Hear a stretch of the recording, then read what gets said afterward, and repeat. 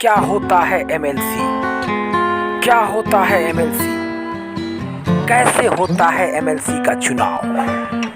कितने प्रकार से होता है एमएलसी का चुनाव?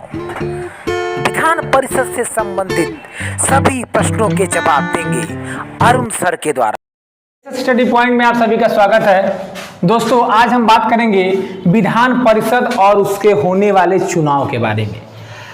दोस्तों, वैसे तो सभी लोग अभी आज इस वक्त यूपी में विधान परिषद के चुनाव चल रहे हैं, प्रक्रिया में है, प्रत्याशी घोषित हो चुके हैं, लेकिन अभी तक लोगों के अंदर ये रहता है कि ये विधान परिषद होता क्या है, ये किनको शिक्षक चुनते हैं, किनको नगरपालिका और पंचायती राज सदस्य चुनते हैं, किन्हें राज्यपाल, तो ये कई तरह का होता है। मैं आज आपको वो पूरा डाउट क्लियर करूंगा।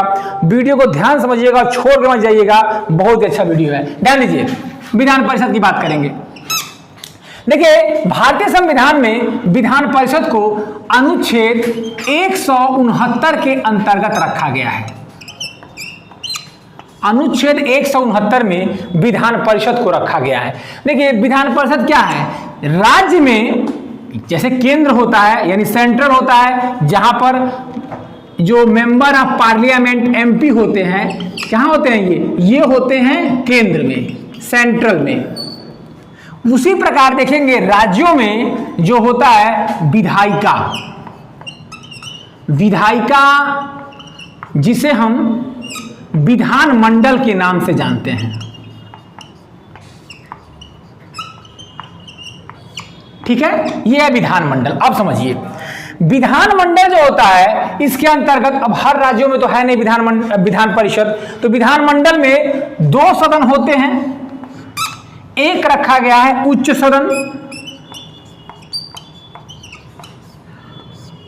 और एक रखा गया है निम्न सदन।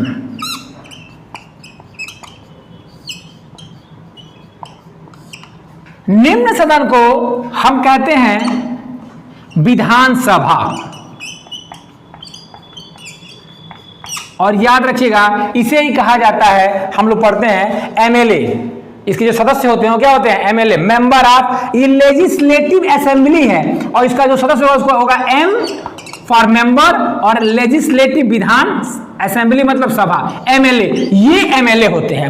इनका चुनाव प्रत्यक्ष रूप में होता है, मतलब डायरेक्ट जनता इनको चुनती है। उत्तर प्रदेश में या कहीं भी जो विधानसभा में सबसे ज्यादा सीट जीतता है उसको राज्यपाल सरकार बनाने के लिए बुलाता है। अपने यहाँ भी यही है। ऐसे यूपी की बात करेंगे, यहाँ 403 सीटें हैं, तो 403 में वही सरकार बनाएगा जो 202 सीट जीत ले। अगर 202 सीट जीतता है, यानी आधे से एक अधिक हो जाएगा, उसे सरकार बन जाएगी। यही व्यवस्था है चुनाव की। अब आप कहेंगे कि तब ये बताइए सर, ये उच्च सदन क्यों बना है?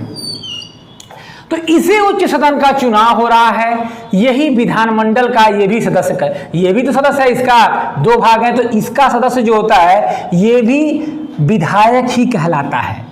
जैसे मान लीजिए अगर किसी को मंत्री बनना है, मुख्यमंत्री बनना है, तो उसे विधायक बनना आवश्यक है। तो अगर मान लीजिए सदन में चुनाव नहीं है, तो ये इस सदन से भी कोई आता है तो वो मुख्यमंत्री बन सकता है। पूर्व में आप देखेंगे योगी आदित्यनाथ जो थे वो इसी उच्च सदन के, जिसे हम विधान परिषद कहते हैं, जिसे हम विधान परिषद कहते हैं, इसी के वो सदस्य थे, योगी जी जो वर्तमान मुख्यमंत्री हैं। अभी इस बार क्या हुआ? इस बार वो भी चुनाव लड़े गोरखपुर से, और अखिलेश यादव करहल से लड़े। दोनों लोग चुनाव लड़े, दोनों लड़े। अगर मान लीजिए सपा की सरकार बनती तो अखिलेश यादव उसके नेता होते।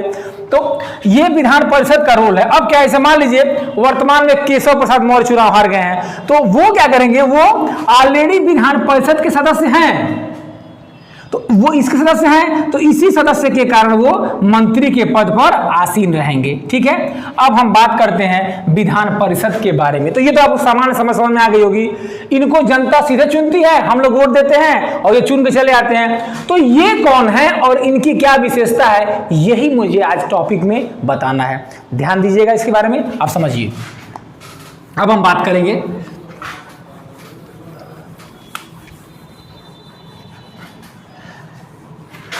ये है विधान परिषद और इसी का चुनाव हो रहा है।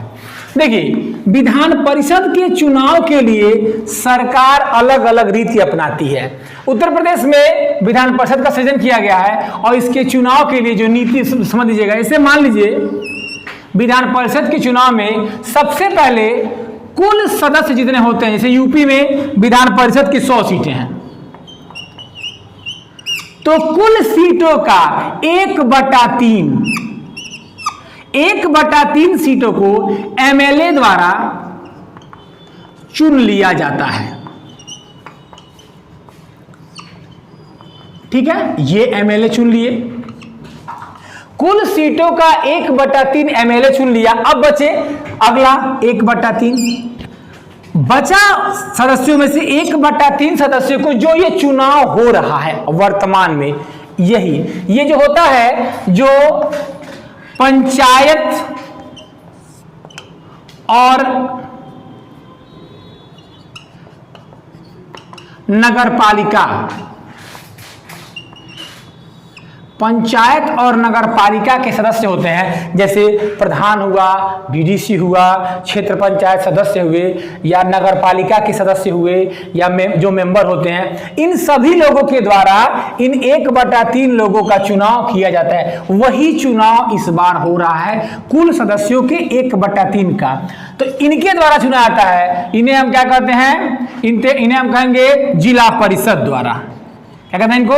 कि जिला परिषद द्वारा 1/3 सदस्यों का चुनाव होता है। समझिए, 1/3 एमएलए, जैसे मान लीजिए अब यूपी में सबसे कितना होंगे, अगर 1/3 एमएलए के आधार पर देखेंगे तो जितने सदस्य होंगे वो लोग वोट करेंगे, उसके अनुपात में सीटें उनको दे दी जाएंगी। यानी 100 में से 33 सीटें हैं, उनको एमएलए द्वारा जिस सरकार में जिसकी इतनी भागीदारी होगी उसके अनुपात में वो सदस्य चुन लिए जाते हैं। तो ये क्या होता है, सामान्यतः इसके लिए वोट नहीं पड़ता है, ये नहीं विरोध हो जाते हैं, इसके लिए वोटिंग होता है। अभी अलग अलग, जैसे मान लीजिए 33 सीटें इसके लिए हैं, तो ये 33 सीटों के लिए चुनाव हो रहा है। अब आगे देखिए, 1/6 सदस्यों को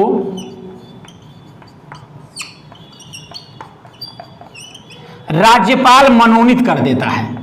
अब भैया जिसकी केंद्र में सरकार है वो अपने हिसाब से सदस्यों को मनोनीत कर देता है। यही कारण है कि ये जो विधान परिषद के सदस्य होते हैं राष्ट्रपति के चुनाव में भाग नहीं लेते हैं, क्योंकि मान लीजिए हम अपने पसंद के लोगों को चुन लेंगे, हमारा प्रतिनिधित्व कर लेगा, ऐसे थोड़े होता है। चुनाव के लिए चुना जाना आवश्यक है, इसीलिए विधान परिषद सदस्यों को राष्ट्रपति के चुनाव में भागीदार नहीं बनाया जाता है। अब देखिए, उसके बाद हम बात करेंगे 1/12 सदस्य। देखिए 1/12 सदस्य की बात करेंगे, देखिए ये जो सदस्य होते हैं, ध्यान दीजिएगा, 1/12, 1/3, 1/3, 1/6 और 1/12। ये 1/12 जो होते हैं, ये लोग, इसको हम ऊपर लिख देते हैं, आपको अच्छा समझ में आएगा आप लोग को।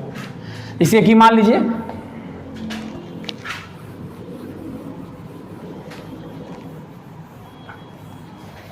देखिए 1/12 सदस्य,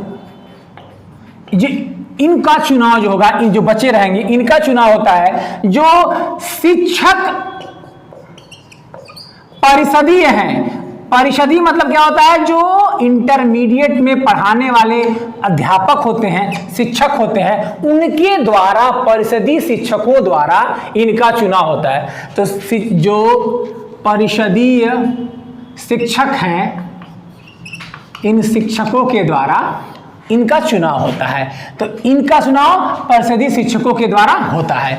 अब इसमें है पांडे ग्रुप, शर्मा ग्रुप, हम लोग पेपर में वगैरह पढ़ते होंगे, आप लोग देखते होंगे। बार बार ये था कि ये लोग होता कैसे चुनाव है, जानते सब है विधान परिषद, लेकिन होता कैसा, ये मैं आज क्लियर करते रहा हूं। फिर देखिए, अब बात करेंगे बचा 1/12। तो 1/12 जो होते हैं, ये जो स्नातक छात्र होते हैं, स्नातक छात्र किए होते हैं, जो कंप्लीट कर लिए होते छात्र होते हैं, स्नातक छात्र जो पंजीकृत हैं, इसके लिए पंजीकरण होता है। जो पंजीकृत हैं, तो स्नातक छात्र पंजीकृत हैं, वो इनका चुनाव करते हैं। यानी पंजीकृत स्नातक छात्रों के द्वारा इन 1/12 सदस्यों का चुनाव किया जाता है। तो अगर आप इसको जोड़ें, तो आप जोड़ेंगे, देखिएगा 1/3 और 1/3, 1/6 और 1/12 और 1/12, इनको काउंट करेंगे तो ये सबके बराबर 1 हो जाएगा। कहने का मतलब क्या है, ये पूरी प्रक्रिया ही विधान परिषद चुनाव के रूप। तो ऊपर नहीं दिख रहा तो हम नीचे लिख देते हैं। जैसे देखिए टोटल अगर काउंट करेंगे तो देखिए 1/3 धन 1/3 धन 1/6 धन 1/12 और धन 1/12 टोटल 1 होता है। तो देखिए पूरी यही प्रक्रिया है। अभी जो चुनाव हो रहा है, जो लिया जा रहा है, इनका चुनाव इस आधार पर किया जा रहा है और इसी का चुनाव हो रहा है अलग अलग क्षेत्रों में। कुल 33 सीटें हैं, 2-2 जिलों के अनुपात में जोड़कर, 3 जिलों के जोड़कर, और इसको बनाकर चुनाव कराया जा रहा है। इसमें वोट यही करेंगे। तो ये था आप लोग का विधान परिषद का एक चुनाव का कॉन्सेप्ट जो लोग नहीं जानते थे। इसीलिए वीडियो अगर आप लोगों को अच्छा लगा हो, समझिएगा, कमेंट जरूर करिएगा कैसा लगा। बहुत बहुत धन्यवाद।